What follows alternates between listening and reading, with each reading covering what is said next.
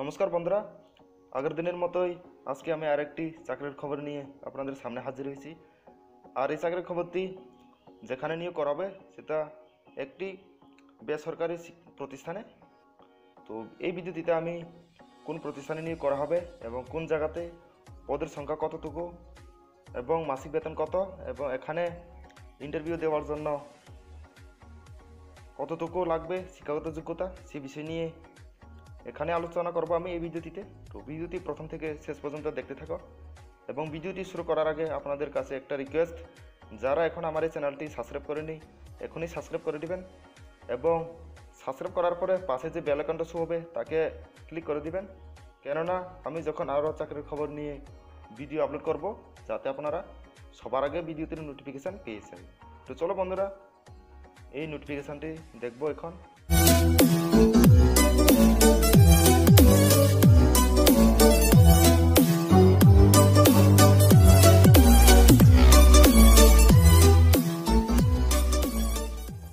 এই হচ্ছে বন্ধুরা যে বিজ্ঞপ্তি, নিয়োগের কর্মখালের বিজ্ঞপ্তি।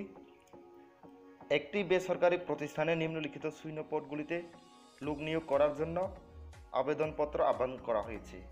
শিক্ষাগত যোগ্যতা স্বীকৃত প্রতিষ্ঠান থেকে হতে হবে। বয়স এখানে আবেদন করার জন্য হতে হবে 25 বছর থেকে 50 বছর পর্যন্ত, তাহলে আপনি আবেদন করতে পারবেন।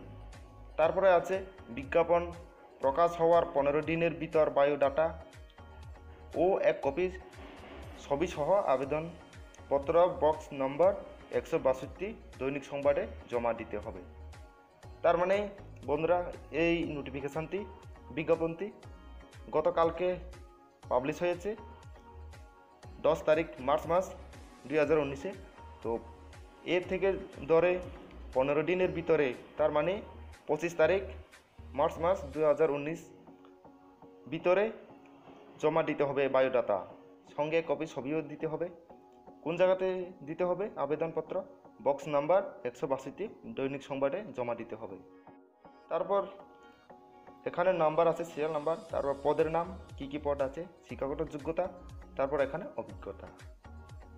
নং 1-এর মধ্যে আছে পদের নাম হচ্ছে কোঅর্ডিনেটর। আর এই পোস্টের জন্য আবেদন করতে যে শিক্ষাগত যোগ্যতা সেটা হচ্ছে MSW, কম্পিউটারে ভালো জ্ঞান থাকা আবশ্যক। এই হচ্ছে শিক্ষাগত যোগ্যতা। আর অভিজ্ঞতা হতে হবে 1 বছরের কাজের অভিজ্ঞতা। 2 নম্বরে আছে কম্পিউটার ইনস্ট্রাক্টর। আর এই পদের জন্য শিক্ষাগত যোগ্যতা হতে হবে আবেদন করতে MSCA। তারপরে অভিজ্ঞতা হতে হবে 2 বছরের কাজের অভিজ্ঞতা। তারপর 3 নম্বরে আছে কাউন্সেলর।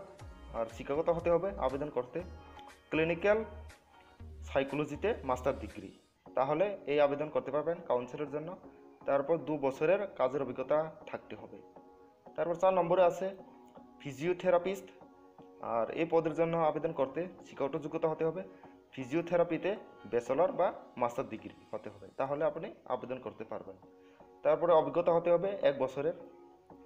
তারপর 5 নম্বরে আছে স্পেশাল এডুকেটর। এর শিক্ষাগত যোগ্যতা হতে হবে শ্রবণ, মানসিক, বহুবিধ প্রতিবন্ধকতা বিষয়ে ডিপ্লোমা বা ডিগ্রি প্রাপ্ত হতে হবে, তাহলে স্পেশাল এডুকেটর পোস্টের জন্য আবেদন করতে পারবেন। এখানে যে অভিজ্ঞতা সেটা হচ্ছে প্রতিবন্ধকতা বিষয়ে কাজের অভিজ্ঞতা হতে হবে। তারপরে আছে 6 নম্বরে নার্স। এই পদের জন্য আবেদন করতে শিক্ষাগত যোগ্যতা হতে হবে GNM, সেবার মানসিকতা থাকা আবশ্যক, তাহলে আবেদন করতে পারবেন।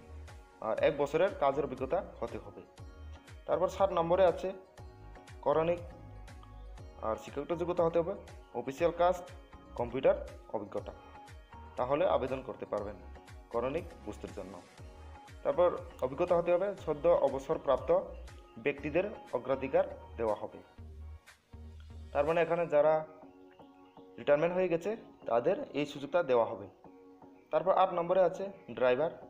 আর শিক্ষাগত যোগ্যতা হতে হবে ড্রাইভারের জন্য মাধ্যমিক পাস, আর 5 বছরের জন্য ড্রাইভিং এর এক্সপিরিয়েন্স থাকতে হবে, তাহলে ড্রাইভারের জন্য আবেদন করতে পারবেন।